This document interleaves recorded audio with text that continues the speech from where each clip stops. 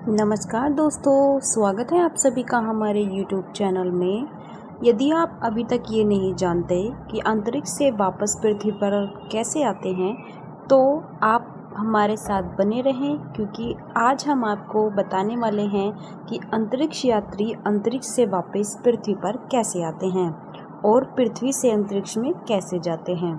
अंतरिक्ष से वापस पृथ्वी पर कैसे आते हैं, और ये जानने से पहले आप हमारी वीडियो को लाइक कर दीजिए और वीडियो पसंद आए तो चैनल को सब्सक्राइब भी कर दीजिए। अंतरिक्ष यात्री जिस यान से अंतरिक्ष में जाते हैं, उस यान को अंतरिक्ष यान यानी स्पेस क्राफ्ट कहते हैं। ये स्पेस क्राफ्ट कभी भी पृथ्वी से उड़ान भरकर नहीं जाता। इस स्पेस क्राफ्ट को किसी भी दूसरे माध्यम से अंतरिक्ष में ले जाया जाता है, और जिस माध्यम से स्पेस क्राफ्ट को अंतरिक्ष में ले जाया जाता है उस माध्यम को रॉकेट कहते हैं। रॉकेट ही वो एकमात्र ऐसा साधन होता है जिससे किसी भी स्पेसक्राफ्ट, रोबोट या उपग्रह को अंतरिक्ष में पहुंचाया जाता है। तो आइए जान लेते हैं थोड़ा सा कि रॉकेट क्या होता है। ज़्यादातर लोग यही सोचते हैं कि एक लंबा सा और एक पतला सा और गोलाकार आकृति वाला यान रॉकेट होता है। क्या वाकई इसे रॉकेट कहते हैं? तो हम आपको बता दें कि इसे रॉकेट नहीं कहते। रॉकेट एक तरीके का इंजन होता है जिसका मुख्य काम होता है पेलोड को अंतरिक्ष में ले जाना। रॉकेट के इस इंजन को मेन इंजन भी कहते हैं। रॉकेट के बाहर की तरह बूस्टर रॉकेट लगे हुए होते हैं जो रॉकेट में शक्ति उत्पन्न करते हैं। कह सकते हैं कि इन बूस्टर रॉकेट की मदद से रॉकेट में अंतरिक्ष थ्रड्स पैदा किया जाता है। इसके अतिरिक्त थ्रड्स ही रॉकेट को पृथ्वी के गुरुत्वाकर्षण बल से बाहर ले जाने में मदद करता है। आइए जानते हैं कि रॉकेट काम कैसे करता है। रॉकेट न्यूटन के गति के तीसरे नियम पर काम करता है। न्यूटन के गति के तीसरे नियम के अनुसार हर क्रिया की एक प्रतिक्रिया होती है। इसको एक उदाहरण से समझते हैं।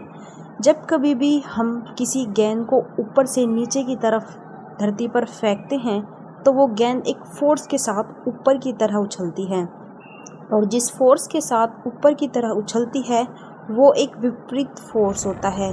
इस डिफरेंस फोर्स को रिएक्शन फोर्स कहते हैं। ये रिएक्शन फोर्स उस बल के बराबर होता है जिस बल के साथ उस गेंद को नीचे की तरफ फेंका गया था। जब रॉकेट के मुख्य इंजनों को स्टार्ट किया जाता है तो रॉकेट में जितना भी ईंधन है वो जलने लगता है। इस ईंधन के जलने से गर्म गैसों का धुआं पीछे की तरफ रॉकेट नोजल से बाहर निकल जाता है, जिससे एक थर्ड फोर्स उत्पन्न होता है और रॉकेट न्यूटन की गति के तीसरे नियम के अनुसार आगे की तरफ चल पड़ता है। हवाई जहाज की तरह ही रॉकेट को चलाने के लिए ईंधन की ज़रूरत होती है। रॉकेट और हवाई जहाज में इतना ही अंतर होता है कि रॉकेट को चलाने के लिए इसके साथ ऑक्सीजन सिलेंडर और इसके अंदर ही होते हैं, लेकिन बाहरी ऑक्सीजन की ज़रूरत नहीं होती, जबकि हवाई जहाज़ में ऐसा नहीं होता। इसको चलाने के लिए बाहरी ऑक्सीजन की ज़रूरत होती है और इसका अपना कोई ऑक्सीजन सिलेंडर नहीं होता।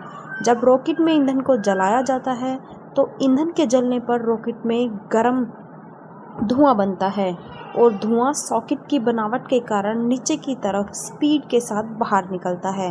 न्यूटन की गति के तीसरे नियम के एक क्रिया की प्रतिक्रिया होती है।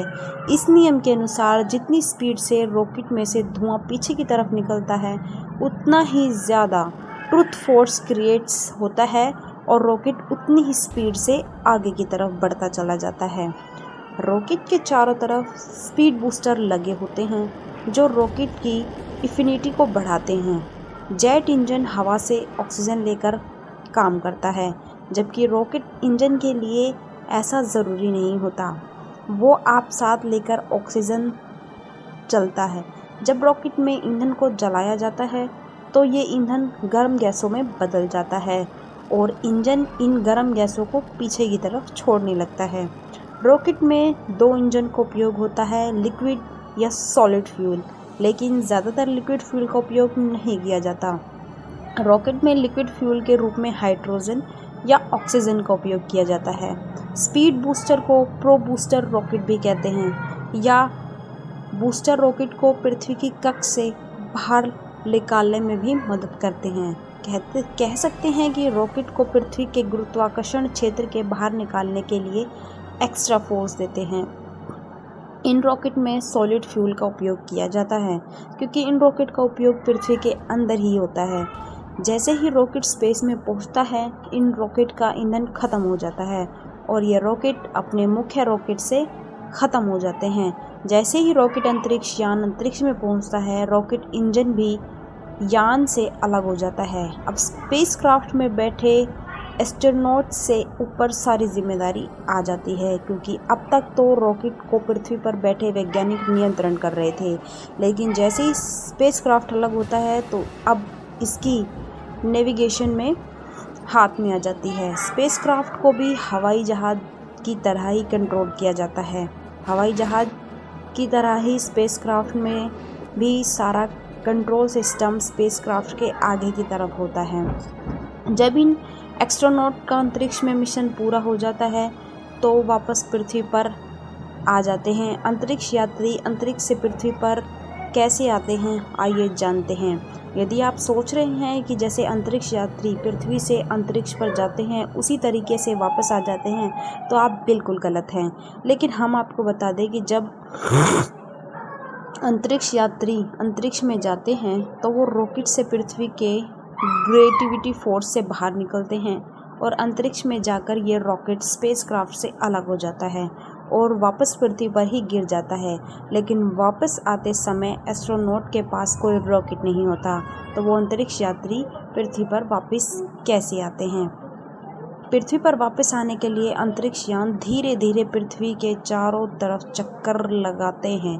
पृथ्वी के वातावरण में प्रवेश करते समय स्पेसक्राफ्ट को तेज़ और गर्म हवा का सामना करना पड़ता है। ये हवा इतनी गर्म होती है कि अंतरिक्ष यान उनके घर्षण के कारण जलकर राख हो सकता है। इससे बचने के लिए स्पेसक्राफ्ट के ऊपर एक चादर लगाई जाती है। यदि किसी कारण से ये चादर टूट जाए तो उस अंतरिक्ष यान का वापस पृथ्वी पर आना शायद मुश्किल होगा। शायद आपको पता ना हो, लेकिन हम आपको बता दें कि कल्पना चावला जो अंतरिक्ष में जाने वाली भारत की पहली महिला थी, जब उनका अंतरिक्ष यान पृथ्वी पर आ रहा था तो उनके साथ एक हादसा हुआ था, जिस कारण कल्पना चावला और उनके साथ बैठा अंतरिक्ष यात्रा की मौत हो गई। नासा ने ये कभी भी नहीं बताता कि किस कारण से उस दिन अंतरिक्ष यान में बैठे अंतरिक्ष यात्री की मौत हुई, लेकिन एक रिपोर्ट के मुताबिक कल्पना चावला की मौत का मुख्य कारण उनके अंतरिक्ष यान के इंजन में खराबी आना था, जिस कारण उनके यान में एक होल हो चुका था और ये होल उस समय हुआ जब वो पृथ्वी से अंतरिक्ष में जा रही थी। और नासा को ये सब मालूम चल चुका था, लेकिन ये सब नासा ने किसी भी अंतरिक्ष यात्री को नहीं बताया, क्योंकि नासा यदि ये बता देता तो कोई भी अंतरिक्ष यात्री अपना काम सही से नहीं कर पाता और नासा का ये मिशन कंप्लीट नहीं हो पाता। जब ये अंतरिक्ष यान पृथ्वी की सतह नज़दीक आ जाता है तो ये पारले हो जाता है और फिर बिल्कुल हवाई जहाज़ की तरह ये अंतरिक्ष यान की लैंडिंग करा ली जाती है। लेकिन अंतरिक्ष यान की लैंडिंग इतनी भी आसान नहीं होती, क्योंकि लैंडिंग की समय स्पेसक्राफ्ट स्पीड जो है वो बहुत ही तेज़ होती है। इस कारण लैंडिंग के समय इसमें पीछे की तरफ एक पैराशूट खोल दिया जाता है। स्पेसक्राफ्ट की लैंडिंग में भी रनवे पर की जाती है, लेकिन कुछ ऐसे भी अंतरिक्ष यान हैं जिनकी लैंडिंग समुद्र में कराई जाती है। स्पेसक्राफ्ट की समुद्र में लैंडिंग को स्पेस डाउन भी कहा जाता है। समुद्र में स्पेसक्राफ्ट की लैंडिंग से स्पेसक्राफ्ट के डूबने का खतरा बना रहता है। दोस्तों, आपको हमारी ये वीडियो कैसी लगी हमें नीचे कमेंट सेक्शन में ज़रूर बताएं, और अगर आपको जानकारी ज़रा सी भी पसंद आई हो तो हमारे चैनल को सब्सक्राइब करें और इसी तरह की लेटेस्ट न्यूज़ अपडेट के लिए हमारे चैनल को सब्सक्राइब करें। धन्यवाद।